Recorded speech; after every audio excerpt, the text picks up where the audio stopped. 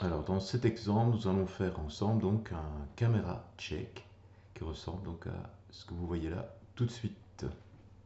Ok, donc dans ma scène, bien j'ai la voiture qui passe bien sûr. J'ai surtout ce qui m'intéresse, la caméra, et c'est là-dessus que nous allons placer un mouvement sur les trois axes de rotation X, Y, Z pour faire un tremblement sur la caméra, un check. Alors je vais m'aider pour ce faire, et c'est ça qui est intéressant, des calques d'anime ici. Donc je dois sélectionner auparavant la caméra, et sur cette caméra, bien, je vais venir placer un calque, comme ceci. Je vais renommer ça calme, vous pouvez mettre un underscore devant, pourquoi pas, c'est toujours intéressant. Le calque par défaut dans Maya, quand il est créé, au niveau de sa force, est à 1, donc au maximum.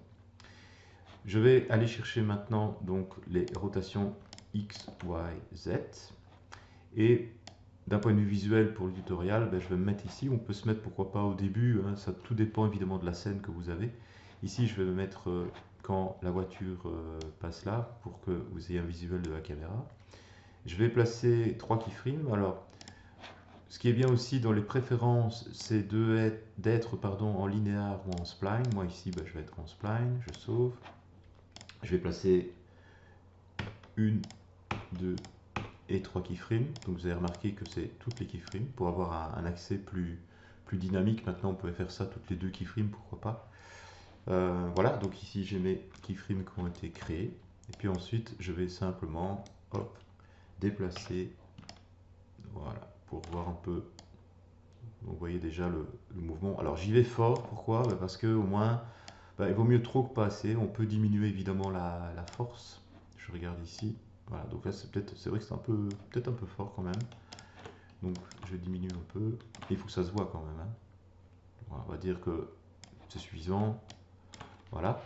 Ensuite, important pour justement qu'il y ait une atténuation dans le check, je vais isoler certaines parties. Donc par exemple Z, je vais hop, décaler d'une keyframe.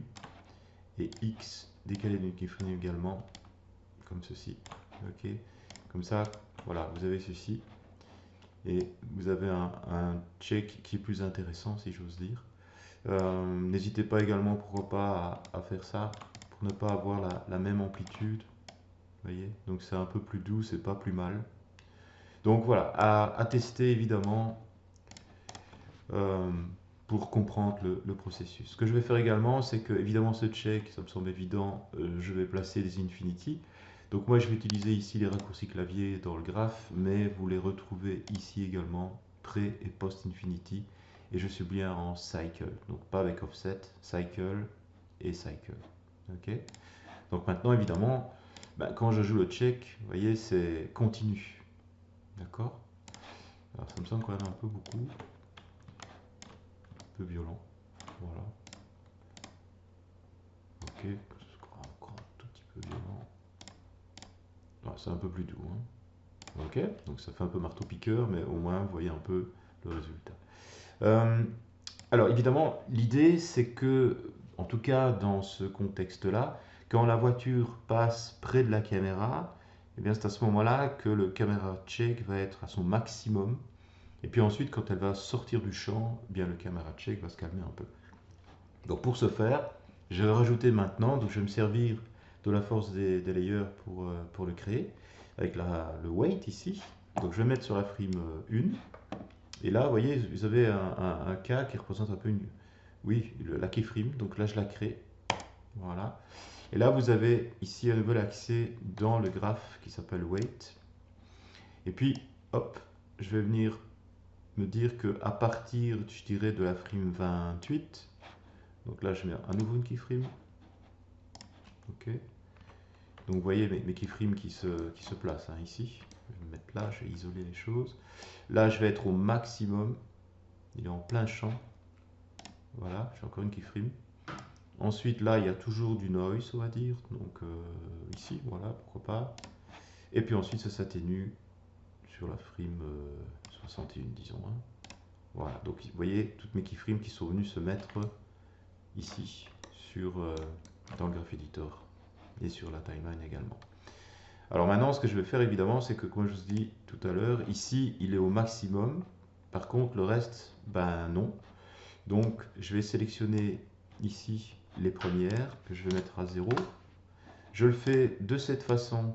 Là, je vais repasser en linéaire pour que ça reste bien en linéaire. Et là, je vais mettre l'atténuation. Voilà.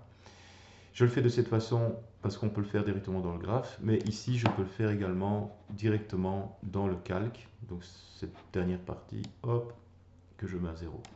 OK. Comme ça, on a une belle cloche de mouvement. Et là, on est au maximum, vous voyez, et ensuite au ralenti. OK, je vous montre le mouvement. Voilà. Donc c'est vraiment à ce moment-là, quand la voiture passe près de la caméra, que la caméra tremble évidemment. Euh, il est bon évidemment, c'est évident hein, de rajouter un son euh, pour aller encore plus loin dans l'effet de tremblement.